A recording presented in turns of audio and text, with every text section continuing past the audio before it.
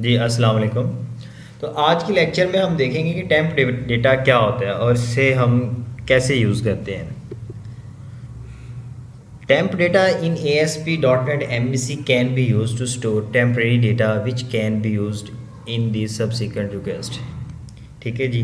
Temp data temporary data को store करने के लिए यूज़ होता है, जो कि सबसीक्वेंट रिक्वेस्ट में ही हम यूज़ कर सकते हैं। अब ये सबसीक्वेंट रिक्वेस्ट है, क्या होती है ये हम डिस्कस कर लेते हैं अभी और प्रैक्टिकल की ड्यूरेशन में।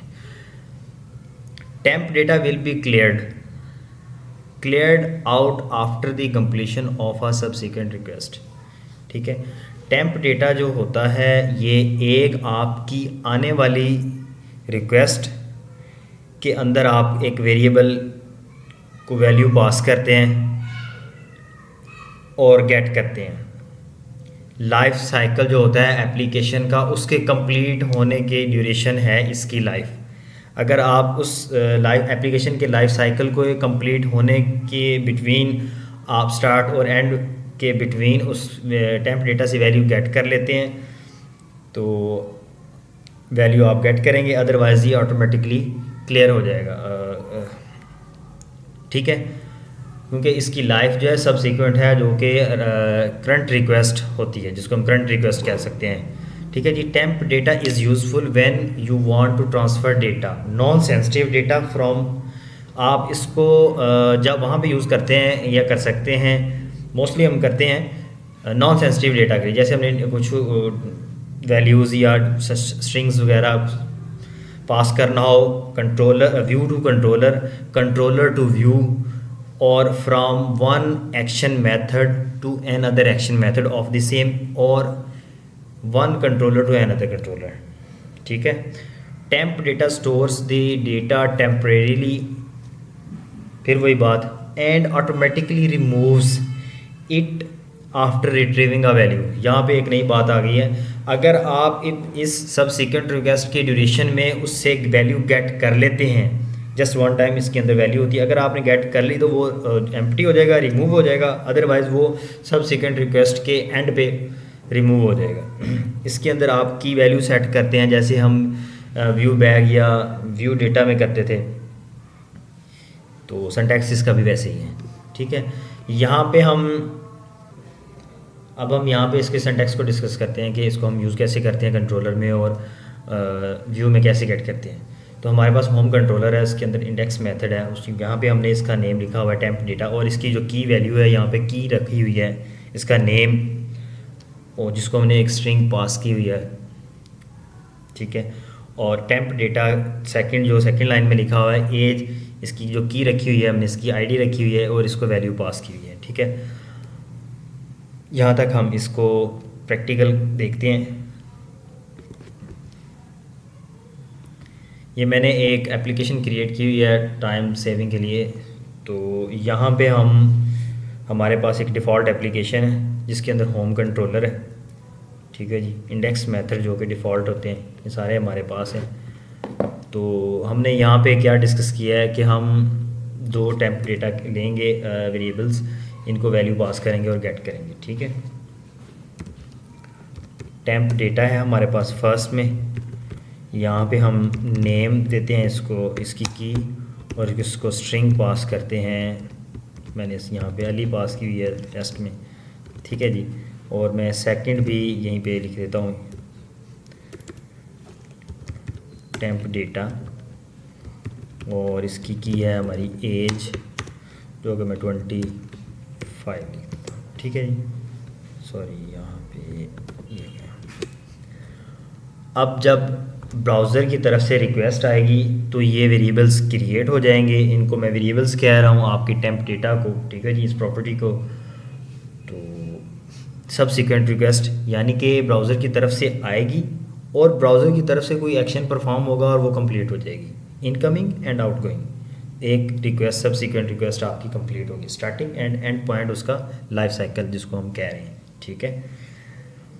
तो मैं इसको सिंपल रन करके दिखाता हूँ आपको कि हमें ब्राउज़र पे क्या शो होगा, अगर हम कुछ इसका यूज़ करते हैं तो फिर कैसे शो होगा। मैं सिंपली यहाँ पे इसको कॉपी कर लेता हूँ और इसको रन करता हूँ। इसके व्यू में हमारे पास कुछ भी नहीं है, एम्प्टी व्यू है इसका हमारे पास। मैंने वहाँ से सारा जो है डिफ़ॉल्ट टेक्स्ट होता है वो मैंने रिमूव कर दिया था।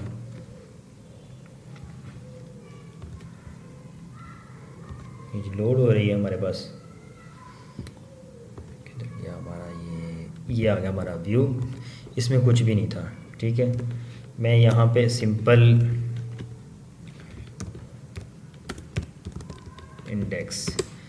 इंडेक्स पेज है हमारे पास, तो ये होम कंट्रोलर का इंडेक्स पेज है हमारे पास। ठीक है, यहाँ पे हमने व्यू में इस टेम्प डेटा को गेट कैसे करना है, सिंपल वही मेथड है जैसे हमने व्यू बैग और व्यू डेटा को करते हैं, थोड़ा सा इनके यूज़ का डिफरेंस है। हमारे पास रेजर सिंटैक्स ऐड आएगा और ये टेम्प डेटा हमारा। ठीक है, मैंने वहाँ से कॉपी किया हुआ था। यहाँ पे अब हमें अगर इसको रिफ़्रेश करता हूँ तो ये जो भी वैल्यू हमने इसको पास की हुई थी वो हमें यहाँ पे शो होगी। ठीक है, ठीक है जी, जो भी हमने इसको वैल्यू पास की थी टेम्प डेटा को, वो यहाँ पे शो हो रही है इंडेक्स मेथड में। जबकि अब हमने हमारी रिक्वेस्ट, जब भी यूज़र आता है ब्राउज़र पे तो रिक्वेस्ट आती है उसकी कंट्रोलर से, एक्शन मेथड से, फिर रिटर्न व्यू होता है, और रिटर्न व्यू होने के बाद वहाँ पे कोई वो फंक्शन या कोई एक्शन परफॉर्म करता है तो, या पेज को लीव करता है उस व्यू को, तो उसका एक लाइफ साइकिल पेज का कंप्लीट होता है, उसकी इनकमिंग एंड आउटगोइंग। ठीक है जी, सबसीक्वेंट रिक्वेस्ट इसको कहते हैं। अब हम इसका हमने यूज़ देखा है, सेकंड पे हम देखते हैं इसको यूज़ करके यहाँ पे अबाउट के व्यू में, यहाँ पे मैं एक स्ट्रिंग वेरिएबल बना रहा हूँ नेम के नेम से, और एक इंटीजर वेरिएबल बना रहा हूँ एज के नेम से। ठीक है, यहाँ पे मैं कहता हूँ इफ़ अगर हमारे पास टेम्प डेटा के अंदर कंटेन है, कौन सी की है हमारी नेम की, एक हमारे, ठीक है, तो ये नेम हमारा जो है स्ट्रिंग वेरिएबल इसको पास कर दे वैल्यू।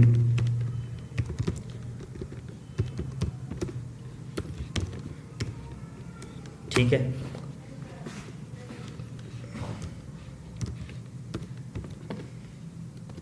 सेकंड में हमारे पास है टेम्प डेटा हमारी प्रॉपर्टी, उसमें हमारे पास कंटेन है एज के नेम से, सॉरी जी, एज के नेम से,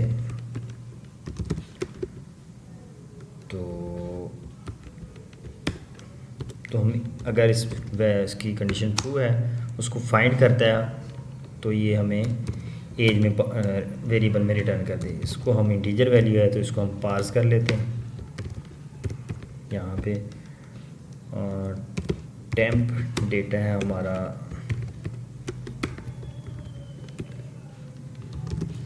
एज डॉट स्ट्रिंग। ठीक है जी, अब यहाँ पे क्या होगा, टेम्प डेटा के अंदर फर्स्ट यहाँ से अगर हम देखें, हमने दो वेरिएबल्स क्रिएट किए हैं यहाँ पे, स्ट्रिंग डेटा टाइप है नेम वेरिएबल की, और इंट है इंटीजर है एज की। ठीक है, इफ़ अगर टेम्प डेटा के अंदर ये वाली की एग्जिस्ट करती है तो ये रिटर्न कर देगा इसकी वैल्यू नेम को।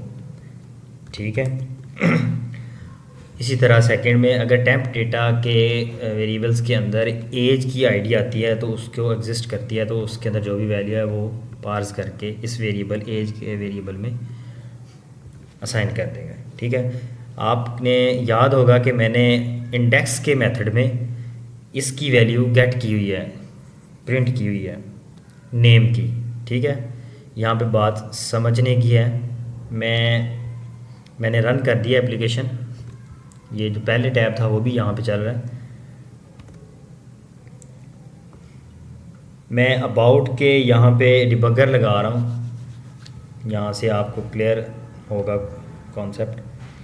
हमने यहाँ पे एक स्टेटमेंट देखी थी, temp data store the data temporarily and automatically removes it after retrieving a value. यहाँ पे हमने इस थ्योरी को प्रैक्टिकली देखना है कि जब हम रिट्रीव कर लेते हैं वैल्यू टेम्प डेटा से, तो ये ऑटोमेटिकली रिमूव होती है या नहीं होती। ठीक है, तो ये रन हो गया। ये डिफ़ॉल्ट उसने होम कंट्रोलर का इंडेक्स मेथड व्यू दिया हमें। ठीक है, अब हमने कौन सा हमारा है, कॉल कर रहे हैं हम अबाउट का एक्शन मेथड। अबाउट के एक्शन मेथड में जाते हैं तो यहाँ पे देखिएगा जो हमारे वेरिएबल्स हैं ये नल हैं, इनके अंदर कोई वैल्यू नहीं है। ये देखें, ये मेमोरी के ऊपर नल स्टेट में पड़े हैं। अब यहाँ पे कंडीशन उसको फॉल्स मिली, वो इफ़ की बॉडी में नहीं आया। उसकी रीज़न ये है कि उसकी टेम्प डेटा जो है नेम आईडी से, इसकी वैल्यू हमने यहाँ पे गेट कर ली है इंडेक्स मेथड के व्यू के अंदर। फोकस कीजिएगा, टेम्प डेटा जिसका नेम हमने नेम रखा है, जिसकी वैल्यू हमने इंडेक्स मेथड के व्यू के अंदर गेट कर लिया है, वो कंडीशन यहाँ पे उसकी फॉल्स हो गई और वो यहाँ से इसकी बॉडी में नहीं आया और डायरेक्ट सेकंड इफ पे आ गया। ये एज की वैल्यू हमने गेट नहीं की अभी तक, तो ये इसकी बॉडी में जाएगा। मींस कि हमारी ये थ्योरी कंप्लीट हुई कि जब हम गेट कर लेते हैं टेम्प डेटा से वैल्यू तो वो रिमूव हो जाता है। मींस कि इसमें था ही कुछ नहीं तो वो रिमूव हो गया नेम वाला। एज से हमने वैल्यू नहीं गेट की, वो एग्जिस्ट कर रहा है, तो इसके अंदर वैल्यू होनी चाहिए। अभी मैं यहाँ से डिबगर ऑन करता हूँ, ये देखिए कंडीशन ट्रू हुई, उसकी वैल्यू उसके अंदर एग्जिस्ट थी। अभी ये देखें एज के अंदर वैल्यू आ गई है क्योंकि टेम्प डेटा एज आईडी से एग्जिस्ट कर रहा था। नेम के अंदर वैल्यू नहीं आई क्योंकि टेम्प डेटा नेम आईडी के साथ एग्जिस्ट नहीं कर रहा, क्योंकि हमने उसे वंस वैल्यू रिट्रीव कर लिया। आपको ये कॉन्सेप्ट अच्छे से क्लियर हो गया होगा। ठीक है, अब मैं इसको कंटिन्यू करता हूँ। ये देखें यहाँ पे कुछ मैंने प्रिंट ही नहीं करवाया था, तो ये यहाँ पे शो ही नहीं होगा। अच्छे से आपको ये वैल्यू, ये बात क्लियर हो गई होगी। नेक्स्ट हम देखते हैं, हमारे पास ये बात हमने अभी डिस्कस कर ली है, आपको अच्छे से क्लियर होगी। अगर आपको इसमें कोई इशू है तो आप मुझे कमेंट सेक्शन में या मेल कर सकते हैं। अबव एग्जांपल में हमने ये देखा कि हमारी फर्स्ट जो है रिक्वेस्ट आई इंडेक्स मेथड से, हमारी टेम्प डेटा की जो है वेरिएबल्स या प्रॉपर्टीज़ क्रिएट हुई। ठीक है, उसको वैल्यूज़ पास हुई कंट्रोलर में, कंट्रोलर से रिटर्न हुई व्यू के अंदर। व्यू के अंदर वैल्यू एग्जिस्ट कर रही थी, यहाँ पे हमारे पास प्रिंट हुई, जो कि हमने यहाँ पे देखी, यहाँ पे हमारे पास प्रिंट हुई। जैसे ही हमने ये वाला रन किया तो हमने अबाउट के ऊपर क्लिक किया, अबाउट के सेकंड पेज के ऊपर या सेकंड राउट के ऊपर सेकंड रिक्वेस्ट हमने भेजी, तो वो वैल्यू जो नेम के नेम से थी, नेम हमने टेम्प डेटा का नेम रखा था, वो हमने गेट कर ली, वो रिमूव होगी।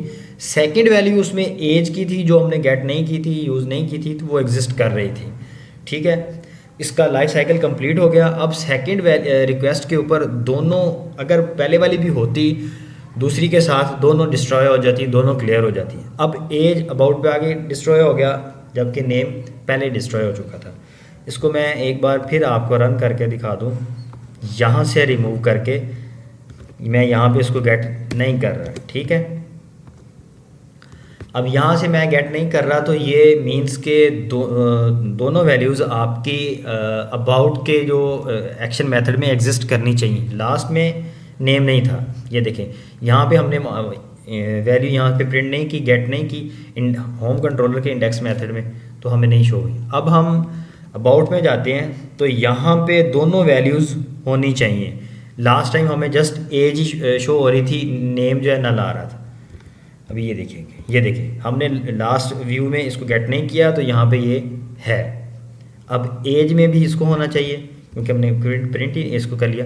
अब अबाउट के व्यू के ऊपर इसका लाइफ साइकिल कंप्लीट हो गया, इसको यहाँ पे डिस्ट्रॉय हो जाना चाहिए। अगर हम थर्ड रिक्वेस्ट भेजते हैं तो इन दोनों को नहीं होना चाहिए, ये नल स्टेट में होनी चाहिए। ये हम नेक्स्ट देखते हैं अभी। ठीक है जी, ये मैंने डिबगर लगा के आपको क्लियर कर दिया। यहाँ पे भी यही कुछ क्लियर करने की कोशिश कर रहे हैं हम। थर्ड रिक्वेस्ट में ये वैल्यूज़ आपकी एग्जिस्ट नहीं करती। अगर आपने इसको थर्ड रिक्वेस्ट में मेंटेन रखना है तो आप एक कीप का फंक्शन है वो यूज़ कर सकते हैं। यहाँ पे ये देख लें, we as you can see in the above example, आप ये थ्योरी सारी देख लें, आपको अच्छे से क्लियर हो गया। यहाँ पे देख लें, however you can't get the same data in the third request because temp data will be cleared out after the second request, क्योंकि उसका लाइफ जो साइकिल है पेज का या रिक्वेस्ट का या सबसिक्वेंट रिक्वेस्ट वो कंप्लीट हो चुकी थी। ठीक है जी। सेकंड में हमारे पास, अगर आप इसको रखना चाहते हैं थर्ड रिक्वेस्ट में भी, तो आप टेम्प डेटा के साथ कीप का एक फंक्शन यूज़ करेंगे जो कि रिटेन करता है आपकी वैल्यू को थर्ड रिक्वेस्ट से, कंसेक्टिव थर्ड रिक्वेस्ट। ये नहीं कि आपने पहली रिक्वेस्ट की और दूसरी की फिर आपने काफ़ी देर के बाद की, तो कंसेक्टिव 3 रिक्वेस्ट ये देखिएगा। ठीक है जी। अब हम एग्जांपल देखते हैं डॉट की कीप की। तो यहाँ पे देखें, सिंपल इंडेक्स के मेथड में हमने डेटा पास किया है, ये टेक्स्ट और आ रहा है कोड, मैंने वही यहाँ पे कॉपी पेस्ट नहीं किया। तो फर्स्ट में वो यहाँ पे कर रहा है हमें टेस्ट डेटा, सेकंड मेथड में वो उसको गेट कर रहा है, चेक कर रहा है एग्जिस्ट कर रहा है या नहीं कर रहा। पहले मैंने डॉट कंटेन से उसको आपको करवाया है, डॉट कंटेन से मेथड से उसको चेक किया, if temp data dot contains value. Second method हम ये इफ़ से इक्वल टू नल, ये सेकंड सिंटैक्स है। ठीक है जी। फिर इसको आप देख रहे हैं जो भी इसके अंदर डेटा है उसकी कास्टिंग कर रहा है और इसको स्ट्रिंग डेटा में पास कर रहा है। इसके अंदर जो कुछ भी है उसकी ये एज अ स्ट्रिंग रिटर्न कर रहा है। ठीक है जी। ये मेथड है सेकंड। और एंड में आपने इसको बताना है कि जो टेम्प डेटा के जितने भी वेरिएबल्स हैं, जो कुछ भी है उसको कीप करे, मतलब मेंटेन रखे नेक्स्ट रिक्वेस्ट के लिए भी। ठीक है। तो ये इसका है। नेक्स्ट रिक्वेस्ट हमारी कॉन्टैक्ट के जाएगी, इसमें अपना कॉन्टैक्ट के मेथड में जाएगी। तो यहाँ पे हमारा टेम्प डेटा अगर नल हुआ तो वो आपको रिटर्न सिंपल व्यू कर देगा, अगर नहीं है तो वो आपको वहाँ पे प्रिंट करवाएगा। तो ये बहुत इजी और सिंपल सा है, आप इसको कीजिए। यहाँ पे कुछ मेन पॉइंट्स हैं जो कि आपको याद रखने की ज़रूरत होती है या होनी चाहिए बिल्कुल जब आप इसके ऊपर काम कर रहे हो। Temp data can be use to store data between two consecutive requests, अगर थर्ड आपने रखनी है तो कीप यूज़ करेंगे। Temp data values will be retained during the redirection. ठीक है जी। Temp data is a temp data dictionary type, ये एक आपकी क्लास है, इसके साथ ये लिंक करता है, ड्रिवन है इससे। Temp data internally use session to store data, so think of it as a short lived session. जैसे हमारे सेशंस काम करते हैं उनकी लाइफ ज़्यादा होती है, वो ग्लोबल वेरिएबल्स होते हैं, तो ये इसकी लाइफ थोड़ी है, इसकी एक लिमिटेड सर्कल के अंदर इसको हम मेंटेन करते हैं या यूज़ करते हैं। वर्किंग आपके सामने सेशन की टाइप ही है। Temp data values must be type cast before use.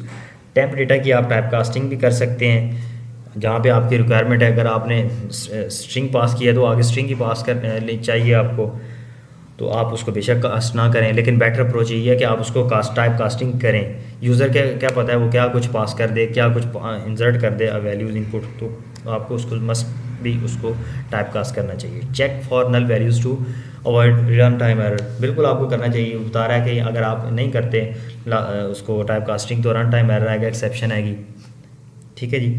Temp data can be use to store only one time messages like error messages validation blah blah, ये आप देख लीजिएगा। टेम्प डेटा को आपने थर्ड रिक्वेस्ट के लिए यूज़ करना है तो आपके इस केस के लिए आपको टेम्प डेटा डॉट कीप का फंक्शन यूज़ करना चाहिए। ठीक है जी। आपको आज का लेक्चर अच्छे से क्लियर हो गया होगा, मैं उम्मीद करता हूँ। अगर आपको इसमें कोई इशू है तो आप मुझे डिस्कस कर सकते हैं, कमेंट सेक्शन में मेल कर सकते हैं। लेकिन अगर आपने चैनल अभी तक सब्सक्राइब नहीं किया तो प्लीज़ इसको सब्सक्राइब कीजिए और शेयर कीजिए, लाइक कीजिए। Thank you so much.